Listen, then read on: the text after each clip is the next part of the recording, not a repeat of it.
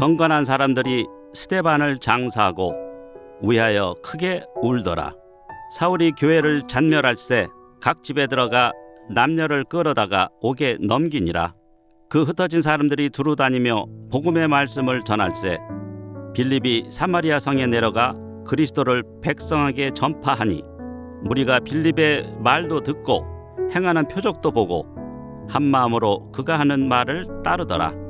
많은 사람에게 붙었던 더러운 귀신들이 크게 소리를 지르며 나가고 또 많은 중풍병자와 못 걷는 사람이 나으니 그 성에 큰 기쁨이 있더라. 그 성에 시몬이라 하는 사람이 전부터 있어 마술을 행하여 사마리아 백성을 놀라게 하며 자칭 큰 자라 하니 낮은 사람부터 높은 사람까지 다 따르며 이르되 이 사람은 크다 일컫는 하나님의 능력이라 하더라. 오랫동안 그 마술에 놀랐으므로 그들이 따르더니 빌립이 하나님 나라와 및 예수 그리스도의 이름에 관하여 전도함을 그들이 믿고 남녀가 다 세례를 받으니 시몬도 믿고 세례를 받은 후에 전심으로 빌립을 따라다니며 그 나타나는 표적과 큰 능력을 보고 놀라니라.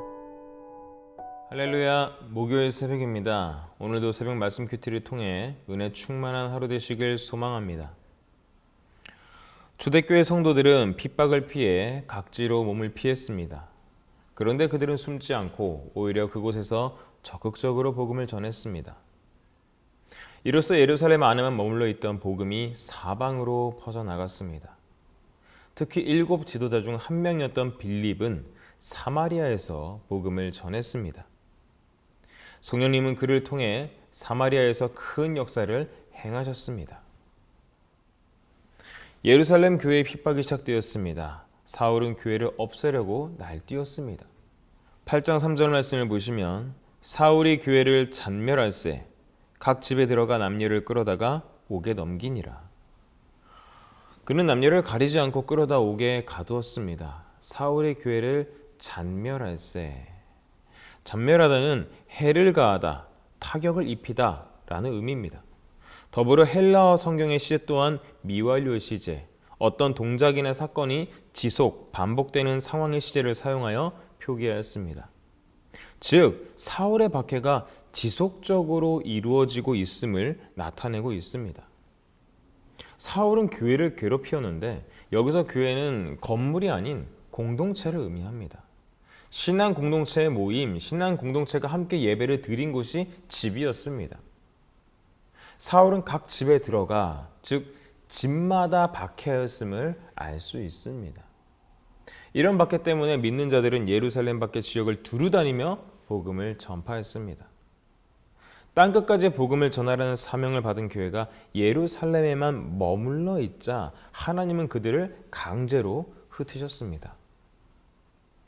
이러한 역사를 통해 우리는 고난을 통해서도 당신의 뜻을 이루시는 하나님의 섭리를 살펴볼 수 있습니다. 박해를 피해 흩어진 사람 중 빌립은 사마리아로 가서 복음을 전합니다. 8장 5절 말씀을 보도록 하겠습니다.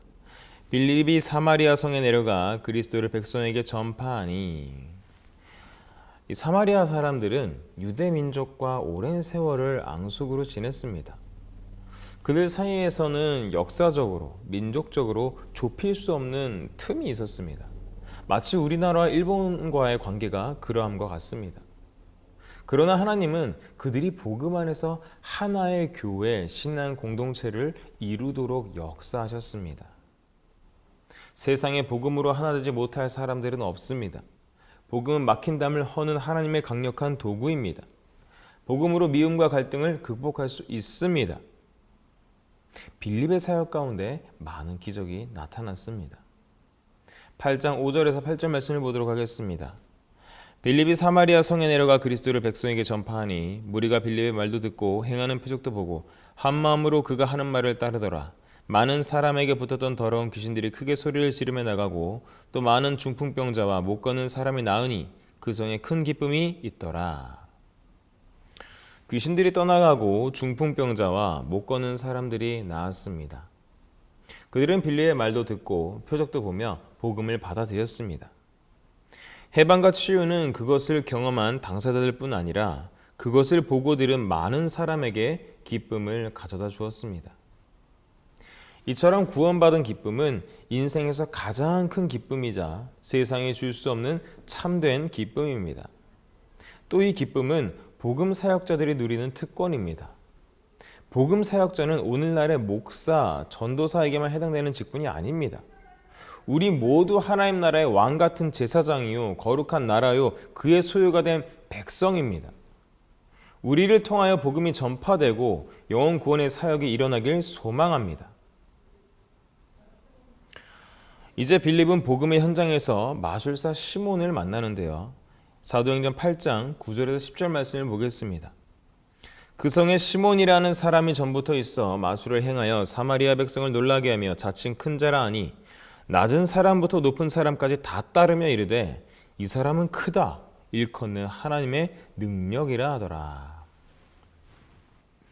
그는 전부터 마술을 부려서 사람들을 놀라게 하며 스스로 대단한 사람인 채 했습니다. 그러자 사람들은 그를 추종했습니다. 고대 그리스인들은 기적적인 일을 행하는 신적 인간들의 존재를 인정했는데 시몬이 그런 경우였습니다. 오늘날의 과학이나 의학 지식으로 보면 마술이 아닌 것들을 고대인들은 마술로 여겼습니다. 당시 기독교인들은 마술을 악마의 힘이 발현된 상태라고 판단했기에 마술과 기독교 신앙은 결코 양립할 수 없는 관계였습니다. 특별히 10절에 이 사람은 크다, 하나님의 능력이라는 이 관점은 기독교인들이 아닌 사마리아인들의 관점에서 그렇게 여겨졌다는 뜻일 뿐입니다. 위와 같은 배경 속에서 마술사 시몬은 자신의 유익을 위해 사람들을 이용했던 사람입니다. 빌립을 만나 복음을 믿고 세례를 받았지만 그에게는 아직 불순한 의도가 남아 있었습니다. 우리 역시 복음을 전하는 현장에서 다양한 사람을 만납니다. 불필요한 트집을 잡는 사람, 편협한 사고로 바라보는 사람, 그리고 그 중에는 시몬같이 이기적 욕심에 사로잡힌 사람도 있습니다. 이럴 때 성도는 복음의 권능으로 그들을 바르게 지도해야 합니다.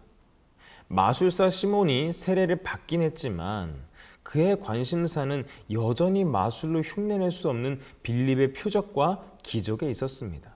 그래서 빌립을 따라다녔습니다. 8장 13절 말씀을 보겠습니다. 시몬도 믿고 세례를 받은 후에 전심으로 빌립을 따라다니며 그 나타나는 표적과 큰 능력을 보고 놀라니라. 나중에 베드로와 요한을 통해 사람들이 성령을 받게 되자 그는 돈을 주고 그 능력을 사려고까지 합니다. 18절 19절 말씀을 보시면 시몬이 사도들의 안수로 성령 받는 것을 보고 돈을 들여 이르되 이 권능을 내게도 주어 누구든지 내가 안수하는 사람은 성령을 받게 하여 주소서 하니. 이렇게 진정한 회심이 없는 세례는 아무런 의미가 없습니다. 그는 이제까지 사람들을 이용했고 이제는 복음의 능력을 이용하려고 하는 것입니다. 부흥의 현장에는 이처럼 불순한 의도를 가진 사람들도 있게 마련입니다. 성도는 공동체 안에서 자기 유익을 위해 공동체를 이용하려는 사람이 없는지 세밀하게 살펴야 합니다. 말씀을 정리하겠습니다. 복음이 예루살렘을 넘어 두루 전파되는 과정에는 하나님의 섭리가 있었습니다. 하나님은 고난을 통해 믿는 자들을 흩으셨습니다. 흩어진 사람들은 곳곳에 두루다니며 복음을 전했습니다. 그리하여 복음은 들불처럼 번지기 시작했고 빌립을 통해 사마리아에도 복음이 전해졌습니다. 사마리아 사람들은 빌립의 말을 듣고 표적도 보며 복음을 받아들였습니다. 그리고 온 성에 기쁨이 넘쳤습니다.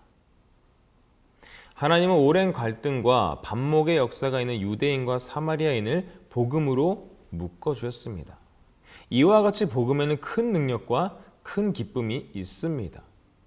시대를 초월하여 역사하는 복음의 능력을 힘입어 오늘도 담대히 복음 사역자로서의 역할을 감당하시는 여러분 되시길 주님의 이름으로 축복합니다.